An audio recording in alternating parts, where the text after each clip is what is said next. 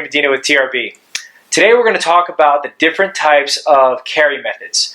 One of them being the appendage carry, hip carry, behind the back carry, and then also ankle carry. Now, there are many different types of carry methods out there other than what I just mentioned, but we're going to focus on those today because as they are the most common types of carry methods. We're going to go over pros and cons. What are the good things about them? What are the bad things about them? What to be aware of? And depending on which one you actually prefer, things to think about so you can do it a little bit better. The first type of carry method that I'd like to go over today is the appendage carry. Now, for the sake of training, what I've done is I've had the holster outside of my shirt. It's not concealed right now, but obviously for a normal concealed carry, this would be underneath my shirt, or I might have another type of garment out tucked over my belt line. Now, normally with appendage carry, you have the firearm on your strong hip and potentially a spare magazine just to the other side, or just other side of the center line. Now, the good thing about appendage carry is that it's right here, it's in my workspace, and to get to it, it's really, really easy. I really don't have to move, I don't have to twist my hip, I don't have to put my arm in a vulnerable position in order to access my firearm.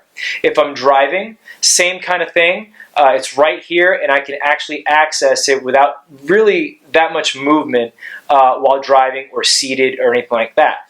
However, with the appendage carry, a couple things here is that if I'm in a close-in engagement with appendage carries, a couple of negative things here is that if I have somebody here close in and attacking me and I try and access my firearm, we both have access to that firearm. Now, assuming I know where it is and he doesn't, that's one thing.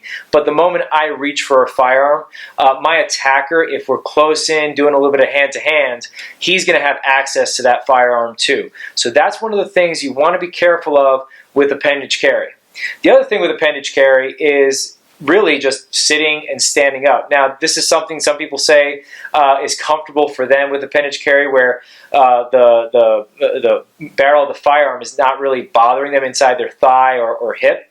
But depending on what type of firearm you have and your body type and so on and so forth, really that barrel digging into your hip can be one thing where it's uncomfortable and not to say nerve-wracking, but you do have a loaded chamber pointed at a part of your body. So if that's fine by you, then that's one thing. But a couple things about appendage carry. Now, my biggest concern with appendage carry is going back to that attacker if they're close in. If I try and access my firearm, that person can grab my hands or has access to that firearm too. And that's something that you're just going to have to train with if that's your preferred carry method. Make sure you train to that standard where you can access that firearm or put yourself in a position where your attacker has less of access or no access while you are drawing. The next carry method that I'd like to go over is really the hip carry. Now, the hip carry, depending on if you're left-handed or right-handed, will go into different clock positions. As a right-handed person, typically you're going to go into what we call the 4 to really 5 o'clock position. So just behind your sideline here, probably the seam of your shirt or about your rib cage, just behind that at about the 4 o'clock position if your front is at 12 o'clock, and really all the way back here just before that small of the back, anywhere in here is that hip carry. For you left-handed folks, and myself out there, really it's from about 6:30 all the way to about 8 o'clock position. Now, depending on your preference, body type, and things like that, you may want to have a forward cant of some kind to help with a little bit of comfort, but also ease of drawing the firearm and speed.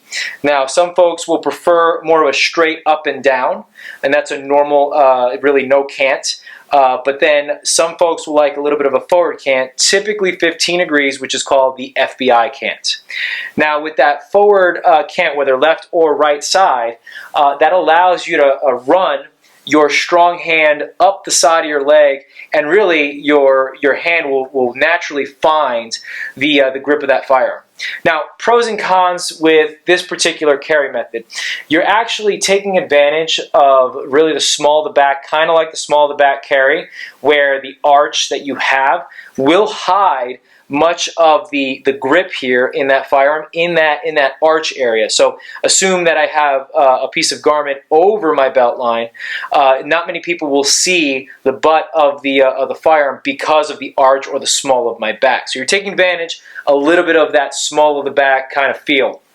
The other thing here is that if I get into a close-in engagement where I'm going hand-to-hand with somebody and I go typically strong side back, I've already put the firearm in the farthest most position away from my attacker, where if I do need to draw the firearm, I can keep him at bay with my secondary hand and then draw with my primary. Okay? So there's a couple advantages there, is really protecting the draw and keeping the firearm in positive control. Now, the negative aspect of the hip carry is that even in a against the wall position, it's not pancaked against the wall, but it's going to be a little bit different for drawing the firearm because I'm not in a position where I can get my elbow behind me. I need to simply go straight down and grab and then yank up. So something to consider there, but it's not really a showstopper in that position. The benefit to this is that with my back against the wall, if I'm in that position, I still have access to the firearm, unlike, say, the small of the back.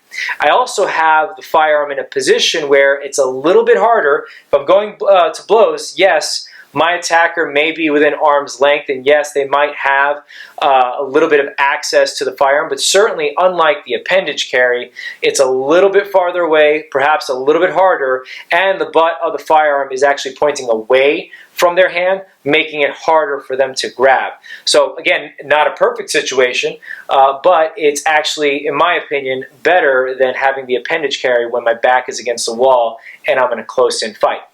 Now, depending on whether you're left-handed or right-handed and you're driving, so if you're in the seated position, having the firearm in the hip carry position can actually be a good thing or a bad thing. If you're left-handed like myself, having the firearm in the hip carry position is tough when you're driving because the door is very close by, so getting access to that firearm might be a little difficult. If you're a right-handed shooter, it's actually not too bad. You have a little bit more movement or more room here that you can access that firearm. But again, that firearm is not sandwiched or pancaked against the backrest of the seat.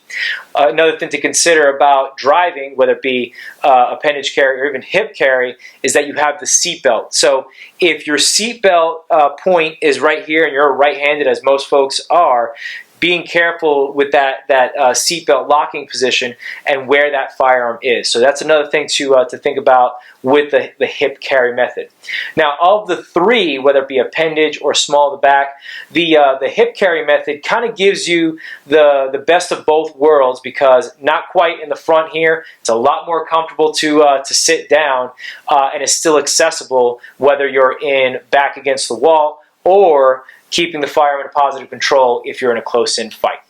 Another aspect of the hip carry method is really more of practicality when in a fighting position. So I'm going to go to the side view here, but if I were in a hand-to-hand kind of fight, or if I was prepping for a fight, typically we go strong side back, hands up. Or if you're in a position where your tensions are rising or the threat is rising and you're kind of giving the passive, hey, I don't want any trouble, I don't want any problems, you can actually kind of get back into that strong foot back. But if you do get into that fight mode, your strong hip is back and I can actually crouch forward, which is what I would want to do in that fighting stance. But that gets my hand naturally in this position where it exposes some of the grip there, where I can actually access the firearm very easily and get that firearm in position 3, which is an employable position for this firearm where I can get guns and eyeballs and put rounds on target very quickly.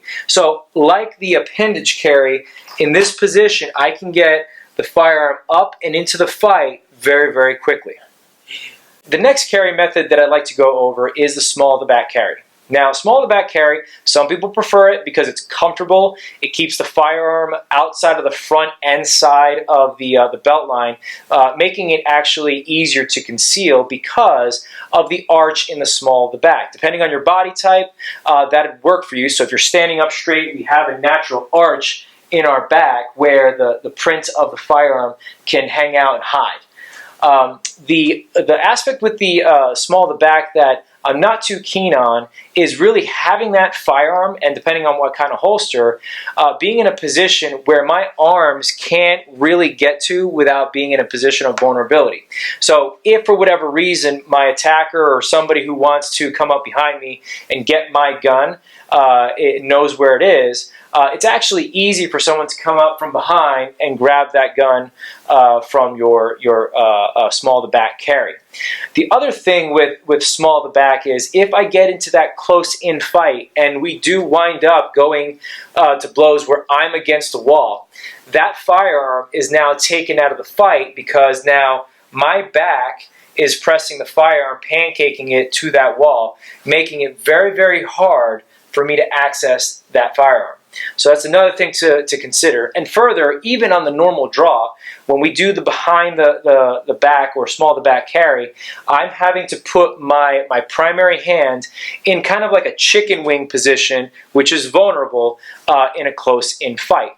So that's another thing to consider, is that you're actually putting your arm initially in a position of vulnerability.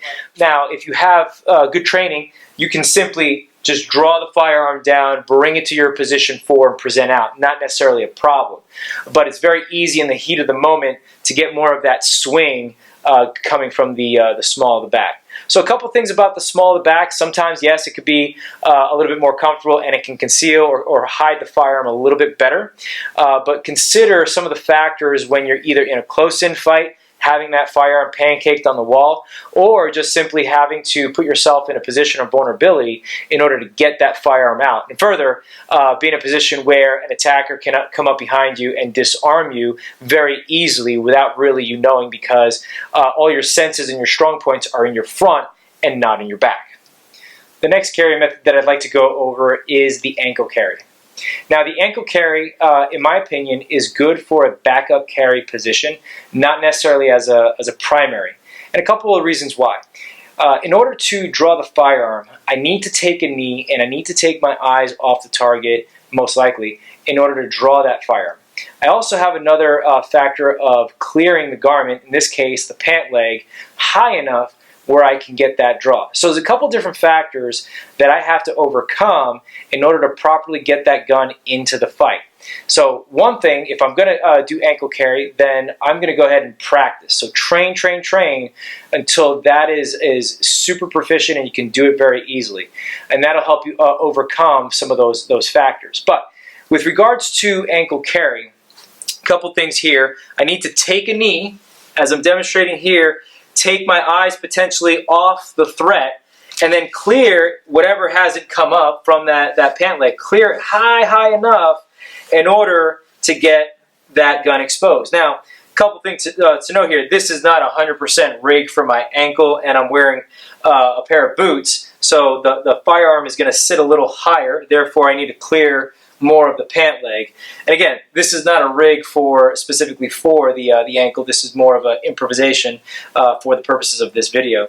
But here, clear the pant leg, then I can bring the firearm up and into the fight. Now, a positive with regards to ankle carry is that as I take a knee in order to draw, I also change my target profile. So my attacker has to change his or her engagement or where they have the firearm trained on me, and I make myself somewhat of a smaller target. So that could be a positive thing, but I may want to get back up and into the fight. I have to come back up. So again, I take my eyes off the target, have to clear the pant leg, and then draw from the kneeling position.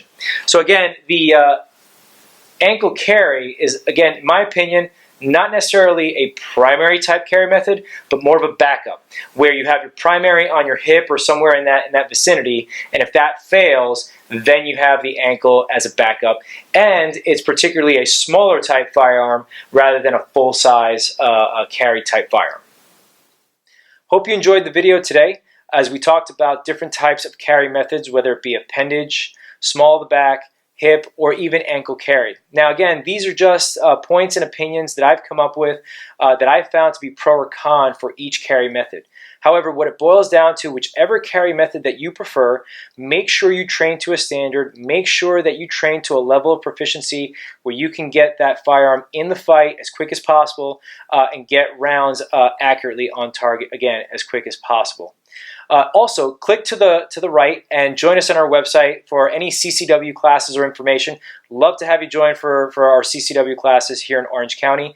And also, if you're searching for your non-resident Utah or Arizona CCW, join us for one of those trainings as well. Also, don't forget to like and subscribe below. And as you do subscribe, hit that notify button so you can be alerted to future and upcoming videos. Thank you for joining us today.